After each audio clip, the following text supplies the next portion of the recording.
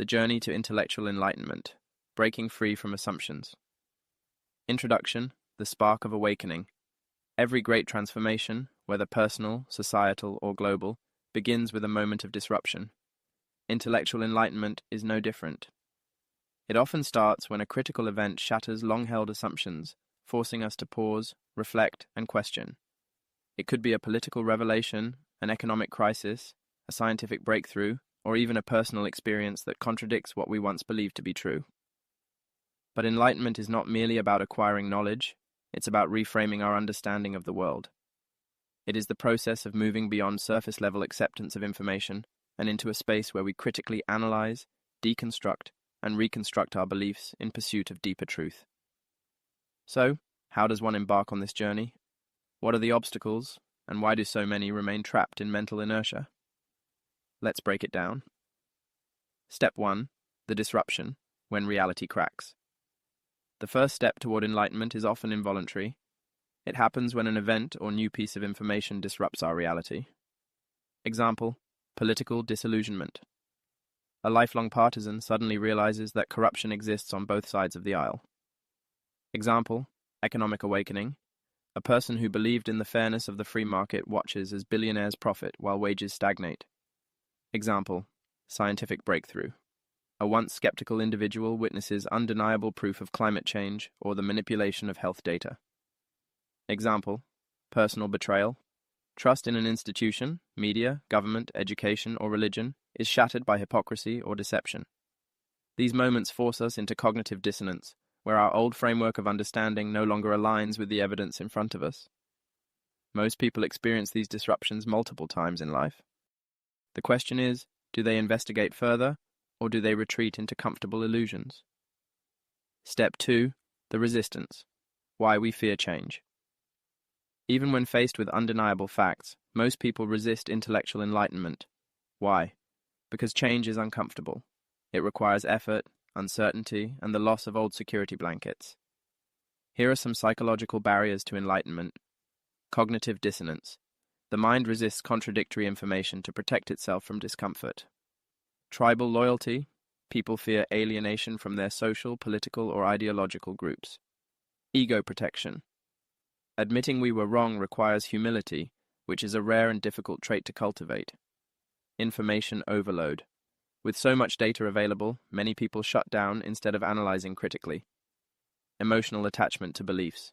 People don't just hold ideas, they emotionally identify with them. Example, a scientist trained in a particular medical theory might struggle to accept new research that contradicts decades of work. Example, a lifelong Democrat or Republican may refuse to believe corruption exists within their own party because it threatens their entire worldview. Example, a religious devotee may struggle with historical evidence that contradicts foundational teachings. The easiest reaction to new, uncomfortable knowledge is denial. The hardest reaction is acceptance and adaptation. Step 3. The awakening, learning to question everything. Once resistance is overcome, a new stage begins, the stage of curiosity and skepticism. This is where the individual starts actively seeking truth instead of passively absorbing information. At this stage, critical thinkers begin asking, who benefits from this information being spread? What sources are providing this knowledge, and are they credible? What assumptions am I making that need to be challenged? How can I separate emotion from analysis? A person undergoing intellectual enlightenment doesn't stop at questioning one narrative. They question all narratives.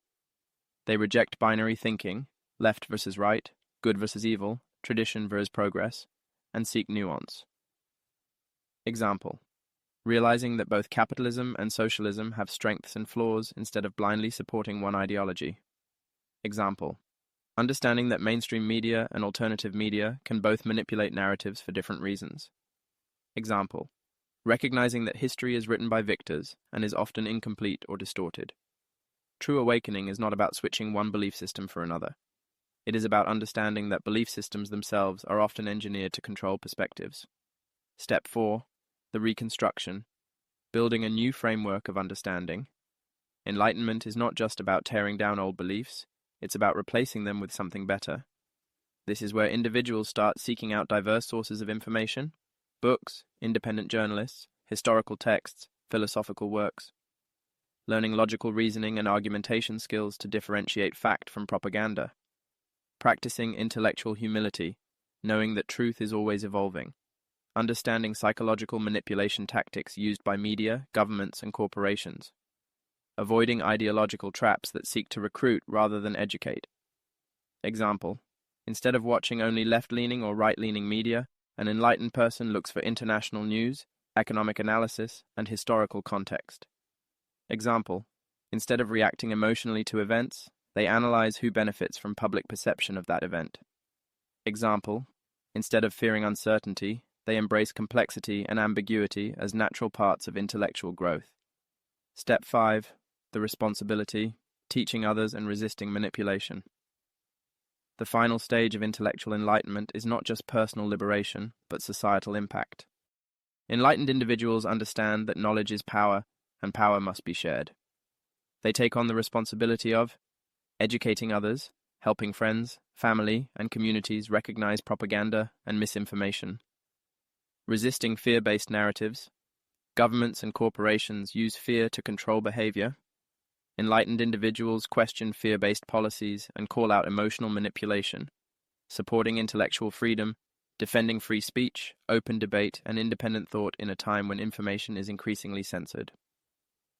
Exposing hidden power structures, understanding that both political parties, corporate entities, media conglomerates, and nefarious actors, foreign and domestic, work together to shape public perception for their benefit.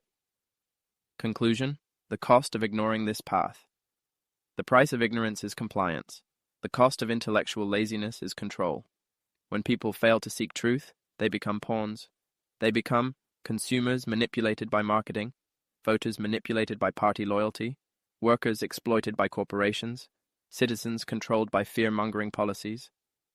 As Aldous Huxley warned, reality cannot be ignored except at a price, and the longer the ignorance is persisted in, the higher and more terrible becomes the price that must be paid. So, ask yourself, are you awake, or are you just comfortable? If you're ready to break free, start questioning everything.